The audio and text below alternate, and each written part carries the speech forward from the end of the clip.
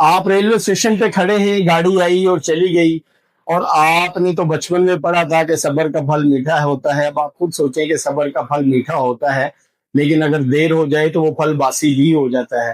ہم لوگ بعض اوقات صبر کا مفہوم سمجھ نہیں سکتے۔ جب ہمارے پاس موقع آئے تو پھر صبر کا نہیں، کام کرنے کا وقت ہے۔ بعض لوگ اتنا صبر کرتے ہیں کہ صبر ہی رہ جاتا ہے، باقی سارا کچھ ختم ہو جاتا ہے۔